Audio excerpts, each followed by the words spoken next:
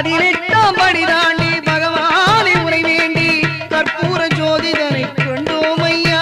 நாங்கள் கற்பூர ஜோதிதனை கண்டோம் ஐயா. மகர ஜோதியை கண்டு மனமான சரணம் போட்டு மகர ஜோதியை கண்டு மனமான சரணம் போட்டு மணிகண்டா உன் பெருமை அறிந்தோம் ஐயா.